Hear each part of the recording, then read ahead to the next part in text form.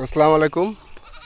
ফাঁকা জায়গা বিলের ভিতরে আসছিলাম আমরা দুই সহযোদ্ধা, অর্থাৎ বিদ্যুৎ যোদ্ধা। গ্রাহকের আবেদনের প্রেক্ষিতে যে আবেদনের অর্ডার গ্রাহক আবেদন করেছিল, ওনার সংযোগ বিচ্ছিন্ন করে দেওয়া ছিল বকেয়া থাকার কারণে। তো একদম ফাঁকা বিল, মাঠের ভিতরে দুই তিনটা বাড়িতে ওনারা বসবাস করে।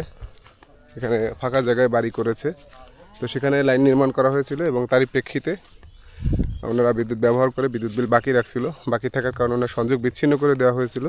পরবর্তীতে উনি অফিসে যে টাকা জমা দিয়ে আসছে আর ডিসিআরসি ফি দিয়ে আসছে। তো তার প্রেক্ষিতে আমরা আসছিলাম ওনার মিটারটি সংযোগ দেওয়ার জন্য। মূল বিষয় হচ্ছে, এরকম ফাঁকা জায়গায় বিলের ভিতরে এখন শুকনো আছে, এখান দিয়ে আসা যাওয়া সহজলভ্য, কিন্তু যখন বৃষ্টি থাকে তখন এখানে কিভাবে আসা যায়? তখন আসলে এখানে কোনোভাবেই আসা যায় না।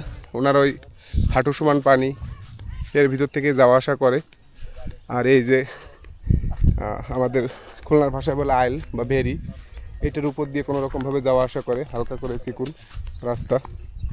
তো এভাবে আসলে গ্রাহকদের বিদ্যুৎ সেবা নিশ্চিত করতেছি আমরা। তো সকলে দোয়া করবেন আমরা যেন এভাবে নিরবিচ্ছিন্ন বিদ্যুৎ সেবা দিয়ে যেতে পারি এবং সর্বদা আপনাদের সেবায় নিয়োজিত থাকতে পারি। ধন্যবাদ সবাইকে। আসসালামু আলাইকুম।